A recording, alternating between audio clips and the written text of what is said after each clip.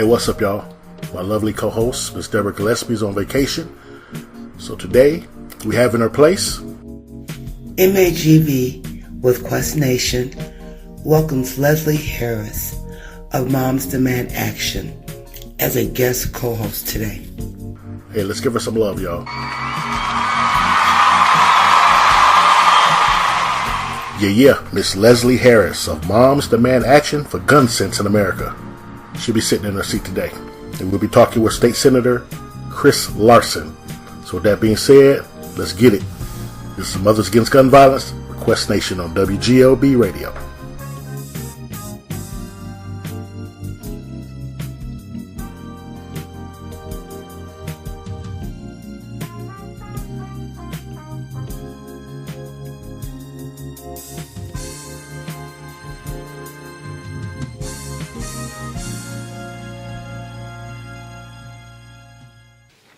Hello, everyone. Hope everyone is blessed. I'm Roy Washington, and I will introduce my co-host in a second. I just want to do a little housekeeping here. As of right now, our guest is not here, but we're going to continue on and do what we do. I want to give a shout out to Miss Debra Gillispie, my beautiful co-host. She's out on vacation at the Grand Canyon. Just chilling and everything, having a great time. So big ups to her and her hubby as they go on a much needed vacation. Sometimes we need that. Right now I'm sitting here in the studio with Mrs. Leslie Harris. She's from Moms Demand Action for Gun Sense in America. And you're co-hosting with me today. How are you doing today? I'm doing well. Thanks for having me. Thank you. So let's get into a little bit about Moms Demand Action. First of all, where were you born and raised? Give me a little bit about your background. Oh, I was born in Kansas and ended up getting raised in Texas. And I stayed in Texas until I went to college, where I moved to the Midwest. And I've been here ever since. All right. Where did you get your education? I have 3 degrees from Northwestern University. I ended up going there. I was a debater in high school, and I went on a debate scholarship, and I have a bachelor's, master's, and PhD. Okay, so Northwestern, that's the Wildcats, right? It is. All right, and I know you're in the political arena right now, but at what point during your life did you decide that you wanted to go and being an activist and being in the political arena? You know, I've never really thought of myself as an activist, and I didn't have aspirations to be an activist. I mostly always thought of myself as an academic, and I like to cook, and nothing too exciting. The Sandy Hook school shooting happened, and it shocked me in a way that I'd never really been shocked before. And part of that is that my youngest son is the same age as those children. Yes.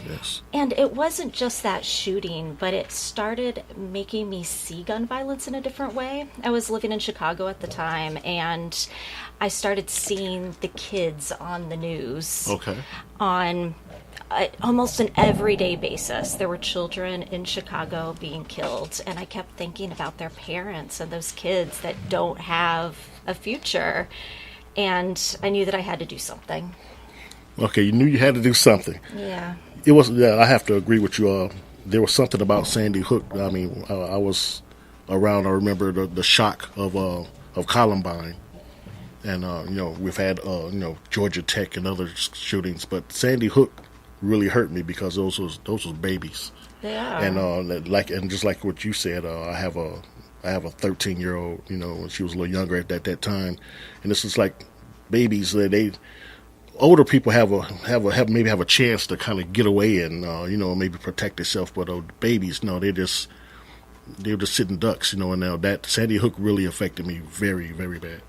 And it wasn't just that shooting, but it's often babies in Chicago and Milwaukee and kids that have so much potential, and we can't sacrifice children in that way. And so many people want to do something, and they're doing amazing things already, and so I'm just trying to do my little part.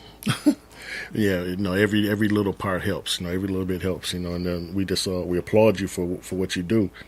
The Wear Orange campaign Now, that started after the death of, I hope I'm pronouncing it right, Hadiah Pendleton in Chicago. Yeah. So Talk a little bit about that. Hidea was an amazing kid. She's a high school student in Chicago. Okay. She had just gone and was in the inaugural parade. Okay. And this event commemorates her life, but also honors the lives of so many people who are impacted by gun violence. All right, caller, go ahead. You're on with Mothers Against Gun Violence. We have Miss Leslie Harris in the building. Caller? Oh, okay. You can continue. What you would Okay, say so she was an amazing student. Huh? yeah, she's just Amazing an person. amazing kid, and this really where Orange began with really her friends. Orange was her favorite color, and this is a day to really remember her. But it's grown to be so much more. Orange says, "Don't shoot me." It's a color that hunters wear. Yes. It's- Okay. I get that. I get it now. and it's a way for us to not only honor the individual people, but for communities all across the country to come together. So in Milwaukee and everywhere, in the first weekend of June, people turn skylines orange. They have Wow, that's beautiful. they have proclamations by mayors all over the country, including Mayor Barrett here in Milwaukee. Community events like parades and walks and parties in the park. And so it's a great way for people to come together and honor our community and honor the people who have been lost to gun violence. All right. We had Parkland a little bit ago, and those students resilient. They began speaking out, and I forget the young lady's name, but I just think they're amazing young people. What were your thoughts on that with Parkland? I'm just in awe of them, and I wish that I had the strength and courage that they have. And luckily, we're very fortunate in Milwaukee. They're in the area today and tomorrow. Today, they're doing an event in Janesville and Madison, and tomorrow they're actually going to be in Milwaukee. There's an event 5 to 7 that's going to be downtown in Milwaukee tomorrow. Some of the students from Parkland? Yeah, some of the students from Parkland are going to be here, and it's going to be Wow. a town hall style event. And I know my daughter and I are going to be there. Oh, where at downtown? Do you know? I'll look up the address, but it is somewhere downtown.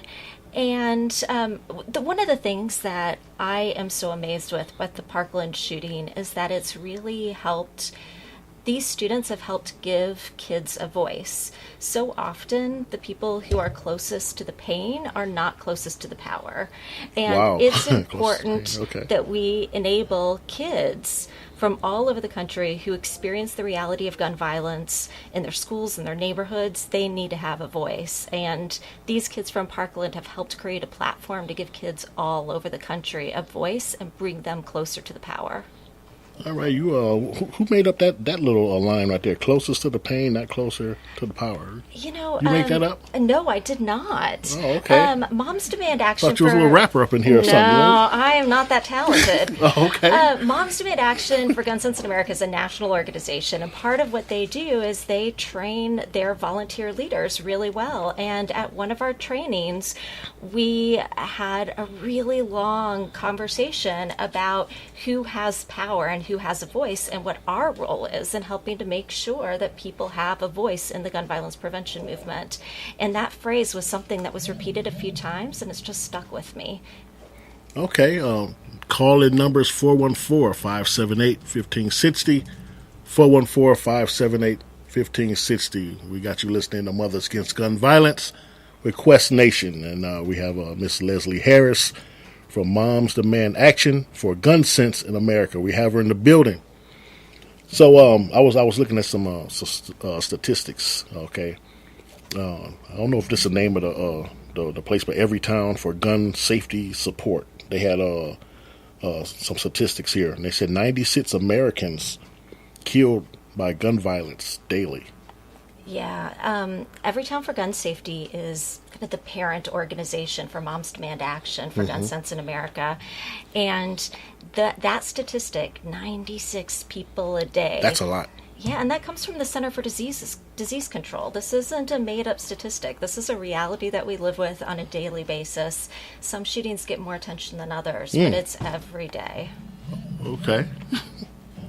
And there was another one also. Okay. 46 school shootings this year, it said. 46 school shootings and 316 since 2013. Now, we normally look, as we was talking earlier, we normally look at that as far as like mass shootings, but that's not always the case. Right. So Everytown for Gun Safety defines a school shooting as an incident where a firearm is discharged on school grounds. And I like that definition because there should be no firearms that are discharged on school grounds, and we Shouldn't need be to on measure. school grounds. Right. And that's something we need to measure and account for, and that's what that statistic is looking at. Okay.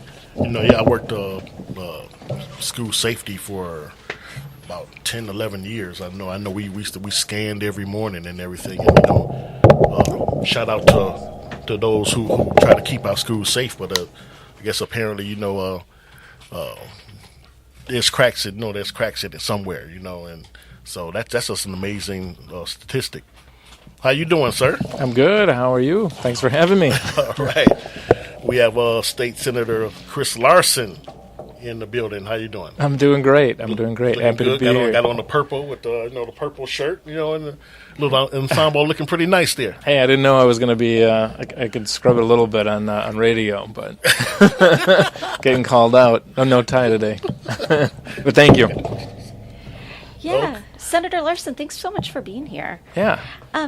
One thing I wanted to ask is that there are a lot of first-time candidates running for office right now, and you're an experienced representative senator in Wisconsin.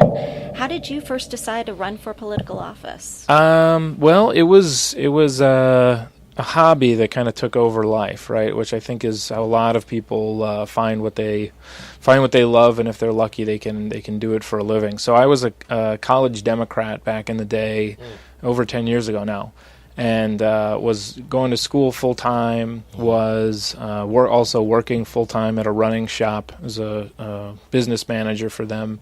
I'm my last semester, and always interested in politics. Was a poli-sci minor, and then a seat opened up on the Milwaukee County Board, and a friend of mine said, "Hey, I know you're interested in politics. You should think about running for this." And me and my wife had just moved into that district that was open, and we checked it out, noticed there was a guy who was running who was not very good. He was the opposite of anything I would want to do in office in terms of how he would help the public. And so I said, okay, I'm going to step forward and we're going to do this. I think we can run and win.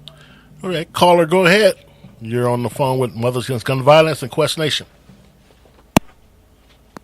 Oh, everybody hanging up today. Okay. So this is in 2008, right? That was 2000. Yes, 2007 when I started running, and then we won in 2008. Okay. Elected to Milwaukee County Supervisor. That's right. 99 inches of snow that winter. Wow. For those who ran then, we all remember. We remember every inch of it. Yes, I think I was when I was working in the school system. I remember the snow was up over the window. Yeah. It was crazy that year. We've been pretty lucky. I think since then we've had some. Yeah. It's been tough here and there. Yeah, we've had, for the candidates, it's been pretty mild. I think MPS has only had, one day canceled, one snow day in the last 2 years, maybe 3 years. Okay. So, yeah. Looking back at a little bit of your education, you graduated Thomas More High School. Yep. And then you went to UWM and the Panthers. That's right, go Panthers. Go Panthers, right. And you have a degree in finance and a minor in political science. That's right. Yeah, I found I was supposed to be just doing the business stuff, but the minor took over. It's a major part of my life. All right, and you have a nice resume, but I mean I couldn't write all of it. Just some no, you don't think anybody wants to hear. The member of American Civil Liberties Union. Oh sure, yeah, very important now more than ever. League of Conservation Voters. Yep. And Planned Parenthood Associates of Wisconsin. Yep. Wow. Pretty good resume there. Yeah, I encourage people to sign up for all those. Okay. So, what lessons do you have for candidates who are running for office right now? You've been through this a few times. What would you tell them? Work as much as you possibly can. Get out there and knock on doors and talk to as many voters directly as you can. And you'd think that with the